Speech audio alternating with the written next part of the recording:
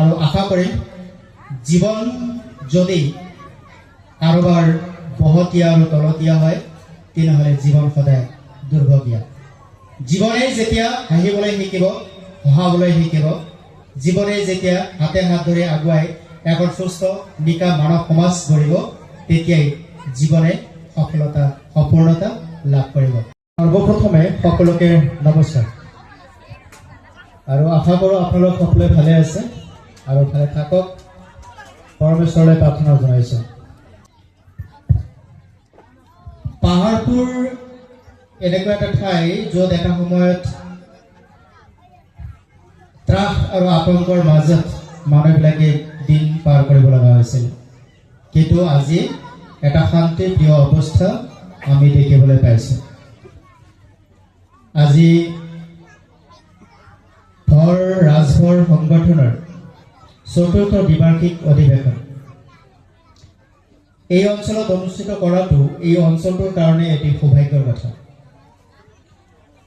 আজিৰ ৰাজভৰ সংগঠনৰ ৪ৰ্থ দ্বিবাৰ্ষিক অধিৱেশনৰ মুকলি সভাৰ সভা উদ্বোধক মাননীয় ৰিহন দৈমাৰী ডাঙৰীয়া ইতিমধ্যেই তেখেতে উদ্বোধন কৰি নিজৰ কৰ্মক্ষেত্ৰত ওলাই গ'ল। আজিৰ সভাৰ সন্মানীয় সভাপতি শ্ৰী প্ৰেমচান্দ ৰাজভৰ, অসম প্ৰদেশ কমিটিৰ সন্মানীয় সভাপতি, অসম তথা অসমৰ বাহিৰৰ ৰাজ্যৰ পৰা আহি ইয়াত উপস্থিত হৈ অনুষ্ঠানটোত গৰিমামণ্ডিত কৰিবলৈ উপস্থিত হোৱা প্ৰতিগৰাকী সন্মানীয় ব্যক্তিলৈ মই শ্ৰদ্ধা আৰু সেৱা নিবেদন কৰিছোঁ।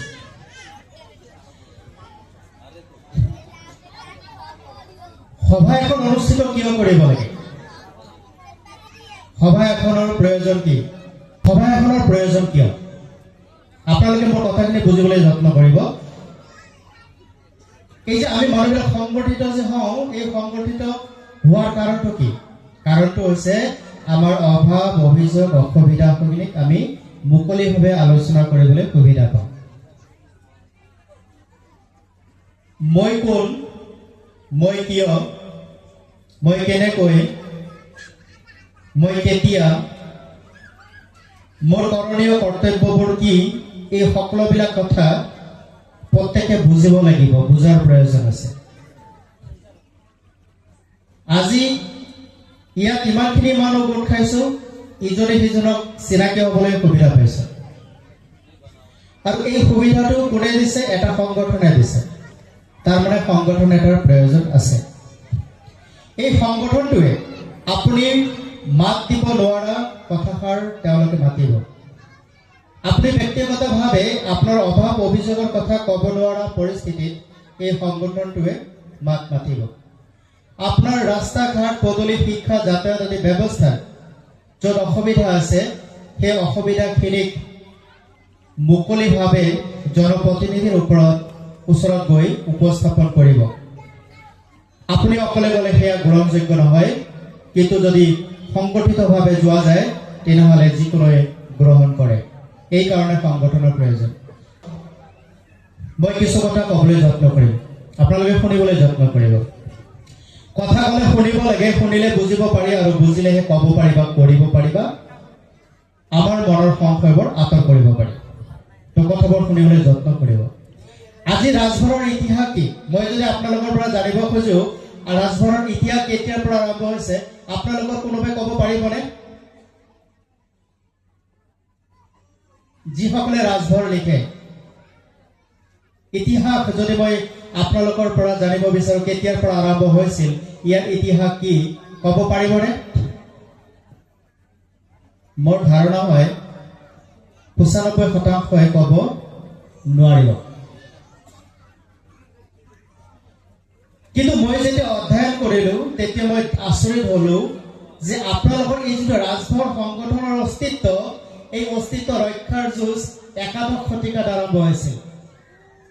একাদশ শতিকা, আজি একবিংশ শতিকা, অৰ্থাৎ আজিৰ পৰা 10 শতিকা পূৰ্বত। কল্পনা কৰিব পাৰি।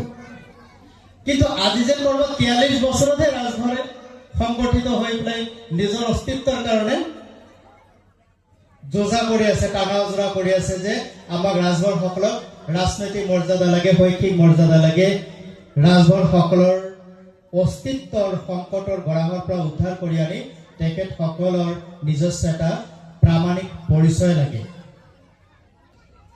ৰাজভৰ সংগঠনৰ এই যিটো সময়সীমা, ইয়াৰ যিটো উল্লেখ কৰা আছে ৪ৰ্থ দ্বিবাৰ্ষিক অৰ্থাৎ ৮ বছৰ আৰু সাংখ্যিক হিচাপে 43 ইয়াৰ্ছ, 42 বছৰ 43 বছৰ। আমি যিটো অনুষ্ঠানৰ অস্তিত্ব ৰক্ষাৰ কাৰণে আপোনালোকৰ মহাৰাজা যাৰ চিম্বল আপোনালোকে ইয়াত ব্যৱহাৰ কৰিছে, হয়তো বহুতে চিনিয়ে নাপায় তেওঁ কোন। পাইনে চিনি? এই যে ডাঙৰকৈ এখন ফটো লগাই দিছে জুবিন গাৰ্গৰ কাষত, সেই ব্যক্তিগৰাকীক চিনি পায়নে? ৰজাগৰাকীক চিনি পায়নে? কিমান? তো যিজন মহাৰাজা ৰাজভৰ সংগঠনৰ, ৰাজভৰৰ অস্তিত্ব ৰক্ষা কৰিবৰ কাৰণে ৰাজভৰ সংগঠনৰ প্ৰথম জন্মদাতা বুলি ক'ব লাগিব, তেওঁৱে এই অস্তিত্ব ৰক্ষাৰ যুঁজত 21 শতিকাত আৰম্ভ কৰিছিল আৰু আজি মাত্ৰ 43 বছৰতহে ৰাজভৰসকল সংগঠিত হোৱা মই ইয়াক প্ৰথম দেখিছো। তো তাৎপৰ্যপূৰ্ণ বিষয়। তো আপোনালোকে এতিয়া চিন্তা কৰিব লগা হৈছে, আপোনালোকৰ অস্তিত্ব আজিৰ নহয়। আপোনালোকে হয়তো কোনোবাই ইউ পি বিহাৰৰ পৰা আহিছে, কোনোবাই ৰাজস্থান ঝাৰখণ্ডৰ পৰা আহিছে, কিন্তু আপোনালোকৰ এই যিটো অস্তিত্বৰ যুঁজ, সেয়া আজিৰ নহয়, আজিৰ পৰা 1000 বছৰ আগৰ। 1043 চন শতিকা, মই আপোনালোকক কৈ দিছো একজেক্ট ইয়াৰটো 1043 শতিকা। 1043 শতিকাত উত্তৰ প্ৰদেশৰ শ্ৰাৱস্তি নামৰ এখন ৰাজ্যত এগৰাকী মহান পুৰুষৰ জন্ম হ'ল, যিগৰাকী পুৰুষে মাছুৰৰ এগৰাকী সেনাপতি ইব্ৰাহিমৰ হাতত নিজৰ অস্তিত্ব ৰক্ষাৰ যুঁজত সংগ্ৰাম দি নিহত হ'ব লগা হৈছে। ইব্ৰাহিমে তেওঁক হত্যা কৰিছিল আৰু তাৰ পিছত এই ৰাজভৰৰ অস্তিত্বৰ যুঁজত কোনে ক'ত কেনেদৰে আগবাঢ়ি আহিল, ইয়াৰ দীঘলীয়া ইতিহাস। কিন্তু কিছু বছৰ পিছত ইয়াৰ এটা যাত্ৰাৰ জৱনিকা পৰিল আৰু সেইকাৰণে হয়তো ৰাজভৰসকল সংগঠিত হ'বলৈ বহুত বছৰ সময় লাগিল। আৰু আজি বিশেষকৈ অসম প্ৰান্তত ৰাজভৰৰ অস্তিত্ব ৰক্ষাৰ যুঁজ 43 বছৰৰ পৰা আৰম্ভ হৈছে, অৰ্থাৎ ৪ৰ্থ দ্বিবাৰ্ষিক বছৰৰ আগমুহূৰ্তৰ পৰা আৰম্ভ হৈছে। এইটো খুবেই চিন্তনীয় এটা বিষয়। আপোনালোকৰ এই অসম প্ৰদেশত সন্মানীয় সভাপতি আছে, বিশিষ্ট ব্যক্তিসকল আছে। এখেতসকলৰ হাতত যদি তথ্য সংগ্ৰহৰ কথা কোৱা হয়, তেনেহ'লে কিমানটা ৰাজভৰ পৰিয়াল আছে হয়তো সঠিক ৰূপত ওলাব পৰাটো এতিয়াও সম্ভৱ হৈ উঠা নাই, আৰু সেয়া সম্ভৱ কৰি তুলিব লাগিব, মই যিটো অনুভৱ কৰিছো। এতিয়া 21 শতিকাৰ 1043 শতিকাৰ আপোনালোকৰ ৰজা, ৰাজভৰৰ ৰজা, ৰাজভৰৰ অস্তিত্ব ৰক্ষাৰ ক্ষেত্ৰত প্ৰাণ আহুতি দিয়া সেইগৰাকী মহান ৰজা আপোনালোকে এতিয়া চিন্তন কৰিব লাগিব, ৰোমন্থন কৰিব লাগিব। তেখেতৰ জীৱনৰ প্ৰতিটো দিশক, প্ৰতিটো কৰ্মৰাজিক, প্ৰতিটো গুণৰাজিক আপোনালোকে বুজিব লাগিব। তেওঁৰ ত্যাগ, তেওঁৰ শ্ৰম নিষ্ঠা, তেওঁৰ কৰ্ম কৰ্তব্য পৰায়ণতা, এই সকলোখিনি কথা ৰাজভৰৰ প্ৰতিটো পৰিয়াল, প্ৰতিটো সদস্যই এতিয়া উপলব্ধি কৰিব লাগিব। আৰু সেইকাৰণে এইখন সভাৰ খুবেই প্ৰয়োজন আছিল, আৰু প্ৰয়োজন আছে কাৰণেহে আপোনালোকক সংগঠিত কৰিবৰ কাৰণে এটা প্ৰয়াস কৰা গৈছে। গতিকে আপোনালোকে নিবিচাৰিব নেকি?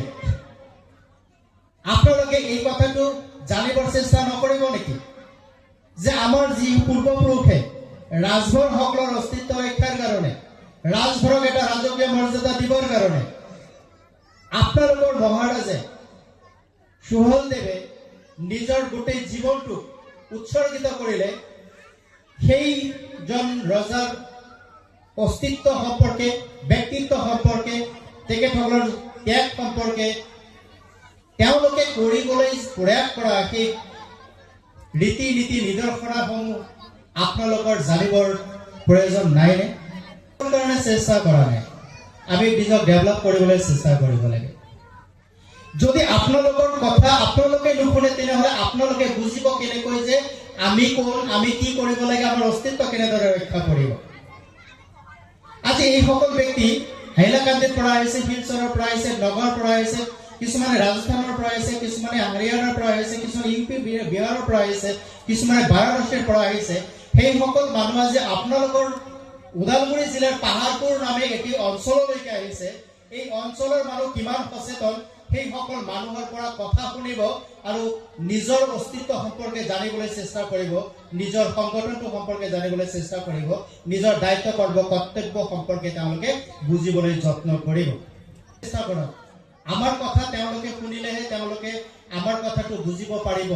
নহ'লে আমি যিমানে শ্লোগান নিদিওঁ, যিমানে ধৰ্মঘট অনশন নকৰোঁ, আমি সফল হ'ব নোৱাৰিম।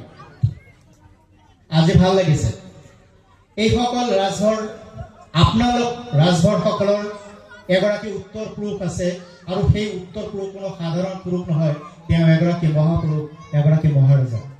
গৌৰৱ কৰিব পাৰি। কিন্তু এই যিটো গৌৰৱৰ ধ্বজাবাহক তেওঁক কিন্তু আমি ৰাজভৰসকলে এতিয়ালৈকে চিনিব পৰা নাই, এতিয়ালৈকে জানিব পৰা নাই।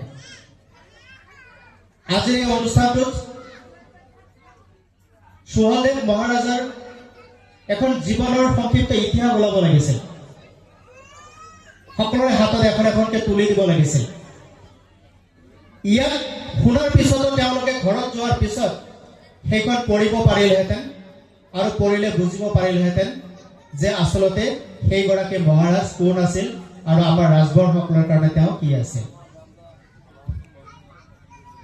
আজি এই সকল মানুহৰ কাৰণে যুঁজ দিবৰ কাৰণে এটি সংগঠনে নিজৰ নৈতিক অধিকাৰ, নিজৰ ৰাজনৈতিক অধিকাৰ, নিজৰ শৈক্ষিক অধিকাৰ, নিজৰ জাতিগত প্ৰামাণিক অধিকাৰৰ ৰক্ষাৰ কাৰণে এটি সংগঠনৰ জন্ম দিয়া হ'ল। সেয়া হৈছে ভৰ আৰু ৰাজভৰ সংগঠন। আমাৰ মাজত ব্যৱধান থাকিব নালাগে। হাইপেন, কমা, ঊৰ্ধ comma, second bracket, third bracket and oblique, এইবিলাক হৈছে একো একোটা ব্যৱধান।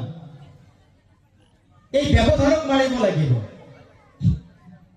যদি আমি এক হ'ব খোজো, আমি ব্যৱধানক মাৰিব লাগিব।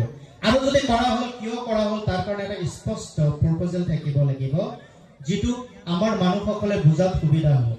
আৰু এই যিটো ইতিহাস, সেইগৰাকী মহাৰাজে কেৱল মাত্ৰ আপুনি ৰাজভৰ বুলি সমাজত পৰিচিত হ'ব লাগিব কাৰণে তেওঁ কাম কৰা নাই।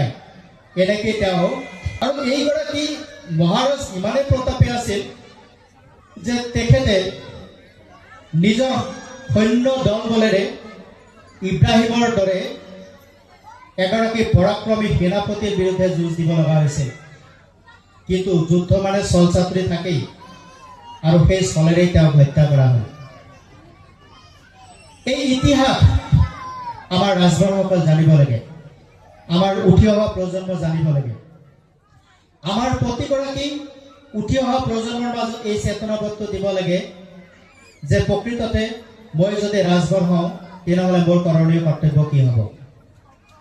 আৰু মই আশা কৰোঁ, আৰু যিটো মই দেখিছোঁ, ৰাজভৰসকলৰ মাজত বিশিষ্ট ব্যক্তি আছে, বিদ্বান ব্যক্তি আছে, বিদ্বৎ ব্যক্তি আছে। তেখেতসকলে ইয়াৰ ওপৰত বহলভাৱে চিন্তা কৰিব। ইয়াৰ ওপৰত তেখেতসকলে কিছুমান ৰীতি নীতি নিদৰ্শনা যুগুত কৰিব। আপোনালোকৰ নিজাকৈ এখন সংবিধান হ'ব, সংবিধানৰ মাজত ইয়াৰ ৰীতি নীতি নিদৰ্শনা দিয়া থাকিব। তাৰ কাৰণে যে মই যিটো অঞ্চলত আছোঁ, সেই অঞ্চলটোৰ যিখিনি আমাৰ মানুহ আছে, নিজৰ মানুহ আছে, সেই মানুহখিনিক যেন আমি সংগঠিত কৰিব পাৰোঁ, আমাৰ অধিকাৰ সম্পৰ্কে আমি তেওঁলোকক বুজাব পাৰোঁ। আমি জাতি জনগোষ্ঠী সকলোৰে লগত মিলি এখন বৃহত্তৰ অসমীয়া জাতি আৰু সমাজক যেন আমি প্ৰতিনিধিত্ব কৰিব পাৰোঁ, তাৰ লগে লগে আমাৰ শৈক্ষিক, ৰাজনৈতিক আৰু নৈতিক মৰ্যাদাক যেন আমি বাহাল ৰাখিব পাৰোঁ, তাৰ কাৰণে যিটো প্ৰয়াস, এই প্ৰয়াসে একো একোগৰাকী ব্যক্তিক সমাজত প্ৰতিষ্ঠিত কৰে, মহান কৰি তোলে। প্ৰেমৰাজৰ সুদূৰ শুক্লাইৰ পৰা ইয়ালৈকে 1.5 ঘণ্টা ৰাস্তা, আহোঁতে 1.5 ঘণ্টা, যাওঁতে 1.5 ঘণ্টা, 3 ঘণ্টা ৰাস্তা আয়াজাত কৰি এই অনুষ্ঠানটো সফল কৰাৰ কাৰণে দেহে কেহে লাগিছে। তাৰ উপৰি যিসকল যুৱক যুৱতী, যিসকল পৰিয়ালৰ লোকে এই অনুষ্ঠানটো সফল কৰিবৰ কাৰণে লাগিছে, তেখেতসকলৰ কাৰণে এটা জোৰে হাত চাপৰি হ'ব লাগে। জোৰে এটা হাত চাপৰি দিয়ক। প্ৰত্যেকগৰাকী ব্যক্তি নিজৰ কাৰণে চিন্তা কৰে, কিন্তু আনৰ কাৰণে চিন্তা কৰা ব্যক্তিসকল সদায় মহান হয়। প্ৰত্যেকগৰাকী ব্যক্তি কেৱল মাত্ৰ নিজে খাই লৈ জীয়াই থকাৰ কথা চিন্তা কৰে, কিন্তু যিসকল ব্যক্তি নিজে খাই বৈ জীয়াই থকাৰ উপৰিও অন্য খুৱাই বুৱাই জীয়াই ৰখাৰ চিন্তা কৰে সেইসকল ব্যক্তি মহান হয়, সেইসকল ব্যক্তি সমাজত প্ৰতিষ্ঠিত হয়। তো আপোনালোকৰ মাজত সেই গুণ আছে, মাত্ৰ বিকাশ কৰিব লাগে। প্ৰত্যেকৰে আছে। আপোনালোকৰ ঘৰত আলহী অতিথি গ'লে ভাল পায় নে বেয়া পায়? নিশ্চয়কৈ ভাল পায়। এই ভাল পোৱা সময়খিনিক আমি যি ধৰণে এগৰাকী ব্যক্তিৰ লগত সৌহাৰ্দ্যপূৰ্ণ আচাৰ আচৰণ ব্যৱহাৰ কৰোঁ, ঠিক একেদৰে আমি যেতিয়া এটা অনুষ্ঠান কৰোঁ, অনুষ্ঠানত অহা প্ৰতিগৰাকী আলহী অতিথিক একেধৰণে সৌহাৰ্দ্যপূৰ্ণ ব্যৱহাৰ কৰিব লাগে বা দেখুৱাব লাগে। আজি আপোনালোকে ইয়াত একত্ৰিত হৈছে কিহৰ কাৰণে? যে আমি আমাৰ কথাবোৰ জানিম, আমি আমাৰ কথাবোৰ বুজিম, আমি আচলতে কোনখিনি কথা জানিব লাগে, কোনখিনি কথা বুজিব লাগে, সেইখিনি কথা আমাৰ অতিথিসকলৰ মুখেৰে নিগৰিত হ'ব। তেওঁলোকে ক'ব, আমি শুনিম আৰু বুজিম। মই আপোনালোকক ক'ব খুজিম যে যদি আমি নিজক প্ৰতিষ্ঠিত কৰিব লাগে, তেনেহ'লে প্ৰথমতে নিজৰ যিবিলাক বেয়া গুণ আছে সেইবিলাকক আঁতৰ কৰিব লাগিব। যিবিলাক গুণক সমাজে বেয়া পায়, যিবিলাক গুণক আমি গ্ৰহণ কৰিলে আমাৰ নৈতিকৰ স্খলন ঘটে, আমাৰ মানৱীয় প্ৰমূল্যবোধৰ স্খলন ঘটে, সেইবিলাকক আমি আঁতৰ কৰিব লাগিব। যিবিলাক কাম কৰিলে সমাজৰ লোকে বা আন 10জন লোকে আমাক বেয়া বুলি কয়, সেই কামবিলাকৰ পৰা নিজক আঁতৰ কৰিব লাগে। গোলামী কৰি জীৱনটো সদায় যাপন কৰিব নোৱাৰে। ৰজাৰ দৰে জীৱন যাপন কৰিবলৈ হ'লে আমি নিজৰ দায়িত্ব কৰ্তব্যবোৰক বুজিব লাগিব। আমি যদি প্ৰত্যেকেই যদি নিজৰ পৰিয়ালটোক সবল কৰিব পাৰোঁ, আত্মনিৰ্ভৰ কৰিব পাৰোঁ, পৰিয়ালৰ প্ৰতিগৰাকী মহিলা পুৰুষ যদি আমি স্বাৱলম্বী হ'ব পাৰোঁ, কৰ্মিষ্ঠ হ'ব পাৰোঁ, তেনেহ'লে আমাক মানুহে কেতিয়াও নাহাঁহিব। আমি যদি সন্মান সহিতে সন্মুখৰ আসনখন বহিব পৰা যোগ্য কৰিব নোৱাৰোঁ, তেনেহ'লে সদায় আমি পিছফালে থাকিয়েই আমাক সামৰিব লাগিব। এই পিছৰ চকীখনৰ পৰা উঠি আহি সন্মুখৰ চকীখনত বহিব পৰাকৈ যোগ্যতা অৰ্জন কৰিব লাগিব আৰু এনেকুৱা অনুষ্ঠানৰ যোগেদি তাৰ প্ৰস্তুতি আৰম্ভ হ'ব। আৰু ৰাজভৰ সংগঠনে এই অনুষ্ঠানটোৰ যোগেদি নিশ্চয়কৈ ইয়াত তেনেকৈ প্ৰতিনিধি তৈয়াৰ কৰিব যি নিজৰ প্ৰাপ্য অধিকাৰৰ বাস্তৱ ৰূপত আজৰি আনিবৰ কাৰণে কাম কৰিব। আমাৰ জীৱনৰ সকলোতকৈ বিফলতাটো হৈছে নিজক প্ৰতিষ্ঠিত কৰিব নোৱাৰাটো। দুখীয়া হৈ জন্মগ্ৰহণ কৰাটো পাপৰ কথা নহয় বা লাজৰ কথা নহয়, কিন্তু দুখীয়া হৈ মৃত্যুবৰণ কৰাটো লাজৰ কথা আৰু দুখৰ কথা। যি স্থানত যি পৰিস্থিতিত আপোনালোকৰ মা দেউতাই আজি আপোনালোকক সংস্থাপিত কৰিছে, সেই দিনলৈ যদি উভতি যায় তেনেহ'লে আজি আপুনি জিৰ' হৈ আছে। যি মুহূৰ্তত ল'ৰা ছোৱালীয়ে মাক দেউতাকক বিভিন্ন ধৰণে তিৰস্কাৰ কৰে, তুমি আমাক কি দিছা, আমাৰ কাৰণে কি কৰিছা, কিন্তু সেই একেটা স্থানত যদি সেই সন্তানে থিয় হৈ বিচাৰ কৰে, দেখিব তেওঁ দেউতা বা মায়ে যিমানখিনি ত্যাগ কৰি আজি তেওঁক এটা পৰ্যায়লৈকে আনিছে, তেওঁ সেই তুলনাত এটা ডাঙৰ জিৰ', এটা শূন্য।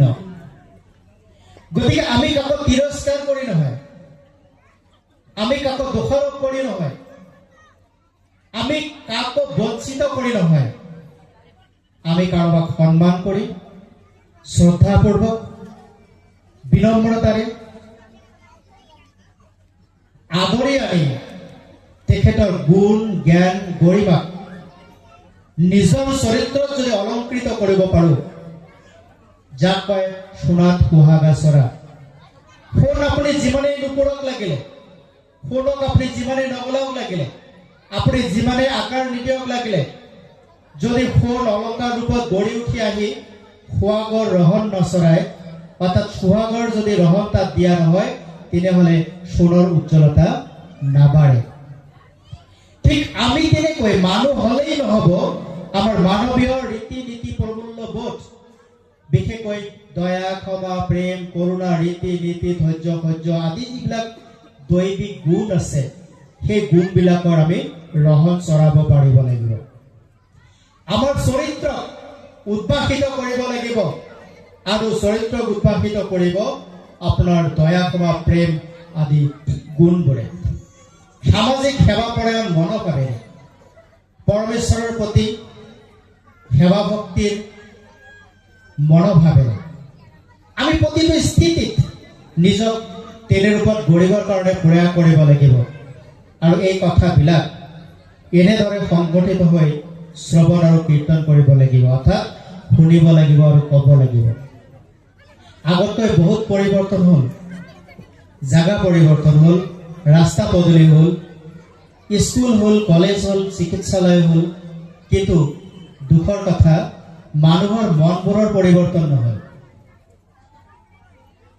কংক্ৰিটৰ ঘৰ বনাই মানুহৰ মনবোৰ কংক্ৰিটৰ দৰে হ'ল অৰ্থাৎ শিলৰ দৰে টান হ'ল আজি যদি কোনোবা এজন এক্সিডেণ্ট হৈ ৰাস্তাত পৰি থাকে তেওঁক উঠোৱাৰ পৰিৱৰ্তে কেমেৰালৈ ভিডিঅ' বনোৱাত ব্যস্ত হ'ল আজি যদি কিবা কাৰণত নিজৰ চকুৰ সন্মুখতে এটা অঘটন ঘটে সেই অঘটনটোক ৰোধ কৰাৰ সলনি উচতনি দি ঘটনাটোক কেনেকৈ বহল কৰিব পাৰি তেনেকৈ কুচক্ৰ আৰু ষড়যন্ত্ৰৰ মানসিকতা জন্ম হ'ল এই সকলোবিলাক দিশক এই অঞ্চলবিলাকৰ পৰা উঠি অহা প্ৰতিনিধিসকলেই দূৰ কৰিব লাগিব আমাৰ গ্ৰাম্য অঞ্চলত সৰু সৰু কথাত আমাৰ মানুহবিলাকৰ মনবোৰ সলনি হয় আৰু সেইকাৰণে আমাৰ গ্ৰাম্য অঞ্চলৰ ল'ৰা ছোৱালী জীয়াৰী বোৱাৰী প্ৰবঞ্চনাৰ বলি হয় এই অঞ্চলৰ পৰা বহুত ল'ৰা ছোৱালী বাহিৰলৈ কাম কৰিবলৈ গৈ দুষ্ট চক্ৰৰ হাতত পৰি তেখেতসকলৰ প্ৰাণ বিসৰ্জন দিব লগা হয় এখন এখন ঘৰ সন্তানহীন হ'ব লগা হয় এখন এখন ঘৰ অভিভাৱকহীন হ'ব লগা হয় আমাৰ সৰু সৰু ল'ৰা ছোৱালীবোৰ নিৰ্যাতনৰ বলি হয় মানৱ সৰ্বহাৰাৰ কবলত পৰে তেওঁলোকে ইয়াৰ কাৰণে হৈছে সচেতনতাৰ অভাৱ আপোনাৰ ল'ৰা ছোৱালী আজি স্কুললৈ গৈছে কি কৰিছে ল'ৰা ছোৱালীৰ হাতত মোবাইল উঠাই দিছে মোবাইলত কি চাইছে এই সকলোবিলাক দিশ অভিভাৱকে লক্ষ্য কৰিব লাগে আপোনালোকৰ ল'ৰাটোক আপুনি বাইক কিনি দিছে বাইকখন তেওঁ কেনেদৰে ব্যৱহাৰ কৰিছে আপোনাৰ ল'ৰা ছোৱালীটোক আপুনি যদি উন্নত ৰূপত গঢ়িব বিচাৰিছে তেনে ক্ষেত্ৰত তেওঁ পাব লগা সুবিধাখিনি দিবলৈ সক্ষম হৈছে নে নাই হোৱা এই সকলোবিলাক কথা প্ৰত্যেকে এগৰাকী সচেতন অভিভাৱক হিচাপে জানিবৰ প্ৰয়োজন আছে ৰাজভৰ সংগঠনৰ যোগেদি আমি আশা কৰিম এই সকলোবিলাক ব্যৱস্থাপনা ক্ৰমান্বয়ে গঢ়ি উঠিব আপোনালোকে আজি জাতিৰ প্ৰামাণিকতা পালে আপোনালোকে গৌৰৱেৰে ক'ব পাৰে যে মই ৰাজভৰ কোনোবাই বুজিলে ক'ব পাৰে যে মই ওবিসি মই আদাৰৱাৰ্ড বেকৱাৰ্ড ক্লাছেছ এই যে মানুহে কয় নহয় যে তোমাৰ কোনো জাতিৰ পৰিচয় নাই তোমাৰ নিজস্ব কোনো অস্তিত্ব নাই কিন্তু ৰাজভৰসকলে সেই অস্তিত্বক আজৰি আনিলে এতিয়া ক'ব পাৰে যে মই ৰাজভৰ হয় মোৰ জাতিৰ অস্তিত্ব এয়া এখন কাগজ আপোনাৰ প্ৰমাণ আৰু আজি অনলাইন সময়ত আপোনাৰ যদি Aadhaar card PAN card voter ID card সঠিক ৰূপত নাথাকে একেই ডেট অফ বাৰ্থ একেই ডেট এণ্ড প্লেচ একেই নেম এণ্ড এলফাবেট তেনেহ'লে অনলাইনত সেয়া ৰিজেক্ট কৰা হয় কিমান কঠিন এটা সময়ত আমি আছো যিটো সময়ত ডিজিটেল যুগত আমি বাস কৰিছো মোবাইলৰ মাজেদি গুগলৰ যোগেদি আমি সকলো কাম ইণ্টাৰনেটত কৰিব পাৰোঁ কিন্তু এটা নামৰ এটা বৰ্ণ ভুল হ'লে আপোনাৰ আধাৰ কাৰ্ড পেন কাৰ্ড মেচ নকৰে আপোনাৰ ফোন নম্বৰ আধাৰ কাৰ্ডত লিংক নহয় এই সকলোবিলাক কথা আমি সংশোধন কৰিব লাগিব আমাৰ মানুহখিনিৰ কিমানৰ আধাৰ কাৰ্ড আছে কিমানৰ পেন কাৰ্ড আছে কিমানৰ ভোটাৰ আইডি কাৰ্ড শুদ্ধ ৰূপত আছে এবাৰ পৰীক্ষণ কৰি চাব প্ৰত্যেকে নহলে বিপদত পৰিব উপযুক্ত সময়তে যেতিয়া আপোনালোকৰ প্ৰয়োজন হ'ব এতিয়া অৰুণোদয় দি আছে যদি সাবমিট কৰিব লাগে আপোনালোকৰ ডকুমেন্ট আৰু ডকুমেন্টৰ লগত যদি আপোনাৰ আধাৰ কাৰ্ডৰ লগত পেন কাৰ্ডৰ নামৰ যদি অমিল আছে যদি আধাৰ কাৰ্ডৰ ফোন নম্বৰ যদি আপোনালোকৰ তাত লিংক বেংক একাউণ্টত লিংক নাই তেনেহলে আপুনি নাপাব আপোনাৰ ল'ৰা ছোৱালী স্কলাৰশ্বিপ নাপাব চৰকাৰী সা সুবিধা নাপাব চৰকাৰে ইমানখিনি সা সুবিধা দিছে সেইখিনি আপোনালোকে নাপাব আজি ওবিসি কাষ্ট সাৰ্টিফিকেটৰ যোগেদি আপোনালোকৰ এটা কোটা নিৰ্ধাৰণ হৈছে য'ত আপোনালোকৰ ল'ৰা ছোৱালী উচ্চ শিক্ষা গ্ৰহণ কৰিবৰ কাৰণে এটা কোটা লাভ কৰিব যি কোটাটো আপোনালোকৰ ফিজ কম হ'ব আৰু যিখিনি অত্যাধুনিক সা সুবিধা পাব লাগে উপযুক্ত সা সুবিধা পাব লাগে সেইখিনি লাভ কৰিব এইখিনি যদি আপোনালোকৰ ল'ৰা ছোৱালী কৰা নাই বা আপোনালোকে যদি কৰা নাই যে আপোনালোকৰ এতিয়া কাষ্ট সাৰ্টিফিকেট হোৱা নাই তেনেহ'লে আপুনি যিমান সোনকালে পাৰে সেইখিনি কাম আপোনালোকে সম্পূৰ্ণ কৰক আপোনালোকে মাদক দ্ৰব্য সেৱন কৰি আপোনালোকে নলগা জেগাত যায় নাখাবলগীয়া খাই বহুত টকা পইচা ব্যয় কৰে কিন্তু নিজৰ প্ৰমাণ পত্ৰবিলাকক শুদ্ধ কৰক সেয়াই আপোনাৰ জীৱন যাত্ৰা সহজ কৰিব অন্যথা আপোনালোকে নিজেই নিজৰ ভৰিত কুঠাৰ মৰাৰ দৰে হ'ব উপযুক্ত সময়ত বিচাৰিলে আপোনালোকে ব্যৰ্থ হ'ব আপোনালোকে প্ৰাপ্যৰ পৰা বঞ্চিত হ'ব তো এই বঞ্চিত অৱস্থাৰ পৰা আপোনালোকক উঠাবৰ কাৰণে এটা সংগঠনে এই সংগঠনৰ জন্মদাতা সেইগৰাকী মহাৰাজে তেতিয়াৰ একাদশ শতিকাত চিন্তন কৰা সেই ব্যৱস্থাটোক আজি ৰাজগড় সংগঠনে উপলব্ধি কৰি ইয়াক আগবঢ়াই দিবৰ কাৰণে প্ৰয়াস কৰিছে আজি পাহাৰপুৰ এই অঞ্চলৰ পৰা আপোনালোকৰ বলিষ্ঠ পদক্ষেপ হওক আৰু আপোনালোকৰ যিখিনি সমস্যা আছে আপোনালোকে লিখিত আকাৰে আপোনালোকে কেন্দ্ৰীয় সমিতিক দিয়ক আপোনালোকৰ সেই সমস্যা সম্পৰ্কে কেন্দ্ৰীয় সমিতিয়ে কাৰ্যনিৰ্বাহকত আলোচনা কৰিব আৰু সাধাৰণ সভাত সেয়া গৃহীত কৰি আমাৰ প্ৰকৃত যিখিনি প্ৰাপ্য সেই প্ৰাপ্যখিনিক আদায় কৰিবৰ কাৰণে চৰকাৰী কৰ্তৃপক্ষৰ লগত বহিব আৰু কিমান সোনকালে পৰা যায় সেই সুবিধাখিনি আদায় কৰিব অশিক্ষিত হৈ জীৱন যাপন কৰিলে সদায় মনত ৰাখিব শোষণ আৰু নিৰ্যাতনৰ বলি হ'ব লাগিব আমি প্ৰলোভনৰ বলি হ'ব লাগিব গতিকে আমি যদি এই অৱস্থাৰ পৰা উঠি আহিব বিচাৰো তেনেহ'লে নিশ্চয়কৈ আপোনালোকৰ সহযোগিতাৰ প্ৰয়োজন হ'ব আৰু আজিৰ এই মুকলি সভাৰ যোগেদি এই সহযোগিতাটো আপোনালোকে যিধৰণে দেখুৱালে ইয়া অনাগত দিনত দেখুৱাব বুলি মই আশা কৰিছো আৰু এগৰাকী সচেতন ব্যক্তি হিচাপে মই শেষত ক'ব বিচাৰিম নিজৰ অৱস্থা নিজৰ পৰিস্থিতি আৰু নিজৰ দুৰ্বলতা সদায় জানিবলৈ আৰু বুজিবলৈ শিকক আৰু ইয়াক কেনেদৰে সবল শক্তিশালী আৰু আত্মনিৰ্ভৰ কৰিব পাৰি তাৰ কাৰণে কাৰ্যপন্থা কাৰ্যকৰ্মণিকা হাতত লওক আজিৰ মুকলি সভাৰ সকলোবিলাক অতিথিলৈ মোৰ আন্তৰিক শ্ৰদ্ধা আৰু সেৱা নিবেদন কৰিছোঁ আৰু আপোনালোকে ইমান সময় ধৰি কথাখিনি শুনাৰ কাৰণে ধন্যবাদ জ্ঞাপন কৰিছোঁ আৰু আশা কৰিম জীৱন যদি কাৰোবাৰ বহতীয়া আৰু তলতীয়া হয় তেনেহ'লে জীৱন সদায় দুৰ্ভগীয়া জীৱনে যেতিয়া হাঁহিবলৈ শিকিব হহাবলৈ শিকিব জীৱনে যেতিয়া হাতে হাত ধৰি আগুৱাই এখন সুস্থ নিকা মানৱ সমাজ গঢ়িব তেতিয়াই জীৱনে সফলতা সম্পূৰ্ণতা লাভ কৰিব ধন্যবাদ